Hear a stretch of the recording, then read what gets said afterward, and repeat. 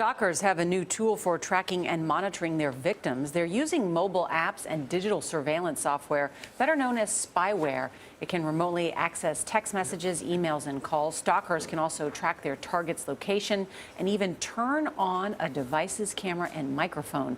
CBS News legal analyst Ricky Kleeman is with us. Ricky, good morning. Good morning, Nora. You think about the positive aspects of these devices. You know, you can use the GPS to track where your kids are. You could also track a cheating spouse. But how are these apps now being used in terms of victims of domestic violence? Well, what we've really seen is a morphing here. What we really thought of was the nanny cam or elder care or employers looking for employees who might be engaged in theft.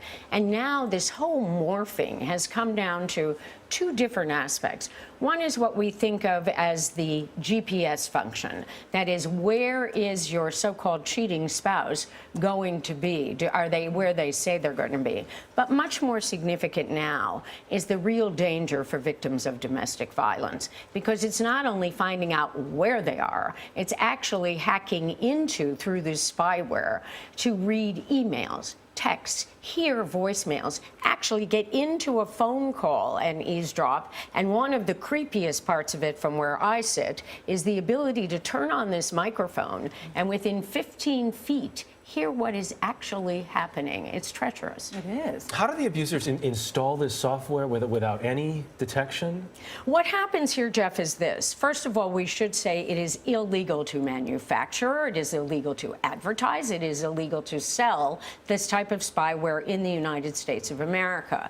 Obviously, that's the creation of it. It's also obviously illegal to use because you're there for a stalker or an eavesdropper or you're wiretapping. So how does it get in there? Right. So how it gets in is if the stalker or aggressor, the person who wants to do a bad thing, can get a hold of that phone or computer for a very, very short time, this software can be installed. And they do it in very devious ways. Sometimes they can use their child.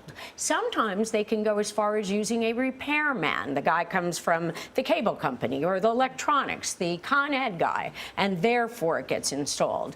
But one of the other things is, of course, people have become expert even at hacking into the computer. So all of these things become fraught with peril. Very interesting. I just wanted to give you this. If you look up the domestic violence hotline in the United States, it says on the top of the first page, that gives you a safety alert to tell primarily women that your computer could be monitored and it is impossible to completely clear. So the person who is being stalked, the person who may become a victim, has no idea it's on there. Yeah, I was stunned to see that NPR found that 85% of domestic violence shelters they surveyed said victims whose abusers were tracking them. Yes. That's how widespread this is now. It's really frightening, and we only have one prosecution that's big that we know of. There was a man named Hamid Akbar. He pled guilty in November, $500,000 fine, 10 days in jail, and at least therefore the government is starting. Right, and it is illegal, as you said. Ricky Kleeman, thank you so much. Thank you.